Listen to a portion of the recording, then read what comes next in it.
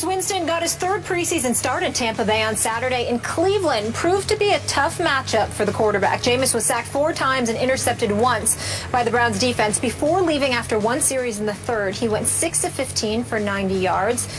It appears Jameis is having trouble finding a rhythm over this past weekend. Shannon, are you sold on him? I'm not going to give up on him, but he spent so much time on his back. I'm beginning to wonder if Lovie Smith actually cares about the kid because his offensive line can't protect him. I'm just joking. I was just using the RG3 Jay Gruden analogy. When I looked at him in college, you know what he reminded me of? Byron Leftwich, with not quite as long a throwing motion, but that's who he's built like. That's who he moves like. I don't think he'll ever be a 60% completion guy. I do think you can win with him. My only concerns is, can they run the foot? Can they protect him? His offensive line, they don't look very good. And in that division, Carolina can get up the quarterback. The Saints can get up the quarterback a little bit. Atlanta, now they have Dan Quinn, can possibly chase the quarterback. So those are my only concerns. I'm not going to give up on him, but I'm not all in. I'm not jumping in all in for him. I remain sold on Jameis Winston. I'm actually glad he's going through his NFL trial by fire in the preseason as opposed to those first 4 or 5 regular season games that I think Mariota is going to have a welcome to the NFL world shock. Okay. I believe in Jameis's accuracy. I think he's much more accurate than Byron left, whichever was. I think he's more athletic and moves better than Byron ever did. And there's some it factor with Jameis. He went 26-1 at a very high-profile D1 school, a football factory, if you will. And he led men or young men. They wanted to follow him. He's definitely a leader now. Yeah, he's got that contagious confidence about him. I know he's been on his back way too much. They're also starting 2 rookies in the offensive line, see, that's which is scary. Me, that's what scares me. I agree. Me.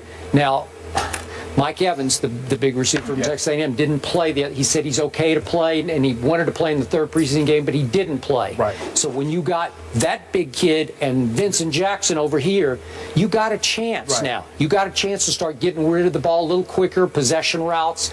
And Martin is healthy again. Hey, Doug Martin is looking like Doug Martin of 2 years ago. Yes.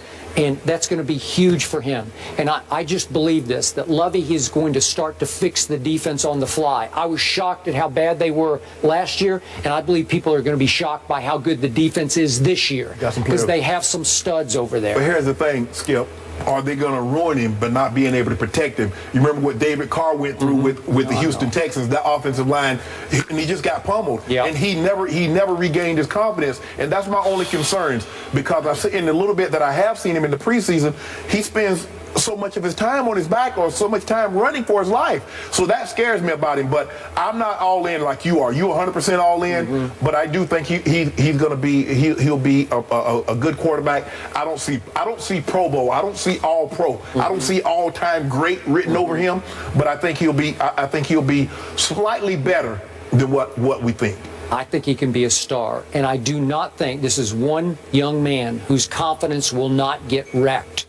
Like you talked about, Carr's confidence just got bludgeoned until he didn't have any. Yes. I don't think you can wreck this young man's confidence. It happens to everybody, Skip. It happens to everybody. You get hit enough, as they say in boxing, once you get knocked out one time, there's always that doubt in your head, this could happen again. Quarterbacks go through it. Peyton Manning told you, even when he came up, not only could I get back to being the old Peyton Manning, but could I even be a decent quarterback in this league? Tom Brady, you go through this, and he's going through it as a young, but even as you're young and you think you're invincible, when it happens enough, it starts to weigh on you. You're like, man, what's going on here? And then you're going to start hearing the groundswell. Well, they should have took Mariota. Fans start booing. They're not winning any game. Now, as long as they win, it doesn't matter what his numbers look like. They'll be fine. But what happens if they don't get off to that good start and he's still getting pummeled? Then what happens? Boy, you're down on every quarterback we talk about. I'm just realistic. Tony Romo, Sam Bradford, I'm not down on Romo. Yes or no? You down on Mariota? I'm putting you on the spot there with the yes or no. I just haven't seen enough. I mean, I got to let them play. I got to see at least 8 games. Regular season games, yes. Meaningful games, not no preseason. 10 plays here, 20 plays there. Thank you. Got it. All right, we know the Eagles soared, but how about Tim Tebow? Oh, my God. Skip. find out if he's making Philly's roster next. You brought me back for this. Shannon can't wait for this. I got no comment. Shannon's hype. The Eagles beat the Packers 39-26 thanks to a strong first team. But how did one Tim Tebow, who had a chance to lock up a roster spot, look? Well, Chip Kelly called for his backup quarterback to run a two-point conversion twice. He failed both times. So did he blow it? The Eagles began trimming their roster yesterday and must finalize cuts by this Saturday, September 5th. Skip, you think Tebow made the team? Shannon Sharp, I have gone from no doubt he'll make the team to now I'm not sure. And I'll be the first to admit I am concerned for one Tim Tebow. Clearly, this is his last stop, his last chance, his last hurrah. And I see him under putting extreme pressure on himself, playing with and against fourth stringers every time he gets thrown into the game, except for those two-point conversion tries. And I'm starting to see what I saw in New England when he tried to make the Patriots under extreme fire, trying to compete with Tom Brady and Ryan Mallett. I'm seeing brain lock.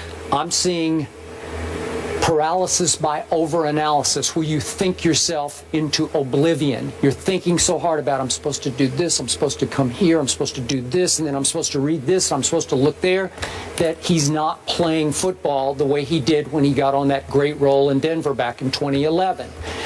And his stats have been okay. I don't even want to throw it. He's 10 out of 19. It's a little better than 50%. First outing, he threw 2 or 3 nice passes that Chip Kelly actually pointed out and raved about. And then it wasn't so good in the second one, and it was maybe even a little worse than the third one. He only threw a couple of passes the other night, completed both of those. He's run 10 times for 50 yards. I think Chip Kelly loves him as a guy. How can you not? Because he's everything you'd want to coach.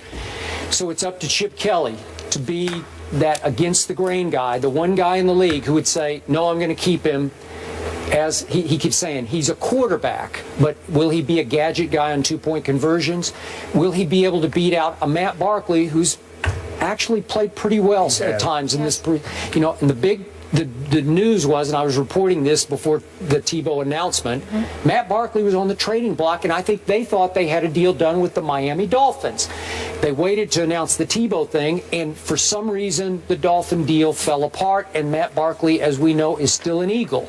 So will Chip Kelly keep him because he hasn't seen enough from Tim Tebow, which brings me to Thursday night. I'm going to guess that Tim Tebow plays a lot more than just the fourth quarter on Thursday night. He might play a half. He might play, I don't know, 3 quarters, knowing Chip Kelly. And then we will see, even against a lot of backup players, if he can progress enough to convince Chip to keep him. I told all my Twitter followers, and I told my sister that we weren't going to talk about Tebow today. Libby, I'm sorry. Skip made me talk about Tim Tebow. Can't lie to the family. But I think I was pretty honest about Tim Tebow. You were very honest, Skip. And he is something. The thing is, Skip, he's not a natural thrower of the football. And so what they try to do is rework his mechanics, and that doesn't feel natural to him. And eventually, no matter how much practice you get doing something, when you get in the bind, you will go back to what you know, muscle memory. We've heard people talk about it. Skip, I don't see the progression that all the gurus that he worked with was telling us.